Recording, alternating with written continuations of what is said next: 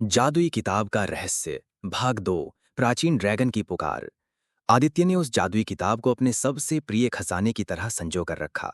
हर रात जब दुनिया सो जाती, वो अपनी मेज पर मोमबत्ती की मंद रोशनी में उसे खोलता।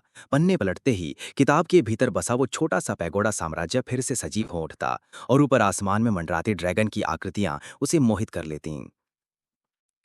वो घंटों उन प्राचीन चित्रलिपियों को समझने की कोशिश करता जो किताब पर सुनहरी रोशनी में चमकते थीं। उसे लगा कि ये केवल अक्षर नहीं बल्कि किसी प्राचीन मंत्र या कहानी का हिस्सा थे। एक रात जब उसने एक विशेष पृष्ठ पर अपनी उंगली फेरी तो किताब से एक हल्की गुनगुनाहट सुनाई दी। ड्रैगन की आकृतियां जो अब तक स्थिर थीं अचानक हिलने लगीं। उनके पंख फड़फड़ाने की धीमी धीमी आवाज आने लगी, इतनी धीमी कि वो मुश्किल से सुन पाता। हैरानी की बात तो ये थी कि किताब के भीतर मौजूद मंदिर और पैगोड़ा भी थोड़े बड़े होते दिख रहे थे, जैसे वो उस गुनगुनाहट से ऊर्जा पा रहे हों। आदित्य ने महसूस किया कि ये किताब सिर्फ एक स्थिर दृश्य नहीं थी, बल्कि ये एक जीवित, विकसित होती दुनिया थी। जैसे जैसे उसने और पन्ने पलटे, उसे कुछ चित्रलिपियों का अर्थ समझ में आने लगा। वे ड्रैगन के बारे में थीं, उनकी उत्पत्ति, उनकी शक्तियां और कैसे वे इस प्राचीन भूमि के संरक्षक बने थे।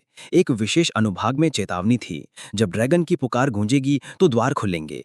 एक रात जब एक तूफानी हवा चल रही थी और बिजली कड़क रही थी, आदित्य ने फिर से किताब खोली। इस बार गुनगुनाहट बहुत तेज थी, लगभग एक गर्जना जैसी। किताब के भीतर के ड्रैगन ने अपने सिर ऊपर उठाए और उनकी आंखें पहले से कहीं ज्यादा चमकदार हो गईं। अचानक किताब के बीच से एक तेज रोशनी निकली, इतनी तेज कि आदित्य को अपनी आंखें बंद करनी पड़ी।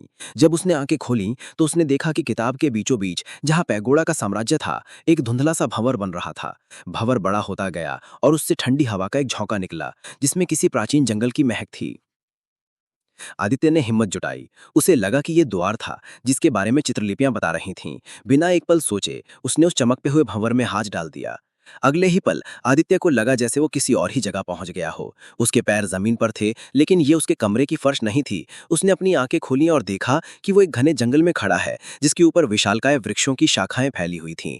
दूर उसे वही प्राचीन पैगोडा मंदिर दिखाई दिए जो किताब में थे, लेकिन इस बार वे छोटे मॉडल नहीं बल्कि विशाल वास्तविक संरचनाएं थीं। और आसमान में वही ड्रैगन विशाल आकार में उड़ रहे थे। उनकी त्वचा पर चांदनी पड़ रही थी, जिससे वे किसी जादुई जीव की तरह चमक रहे थे।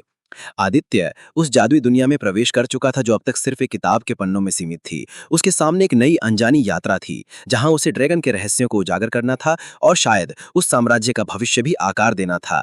किताब अब उसके हाथ में एक मार्गदर्शक की तरह थी, जो उसे इस अदृश्य दुनिया के हर कोने का पता लगाने के लिए प्रेरित कर रही थी।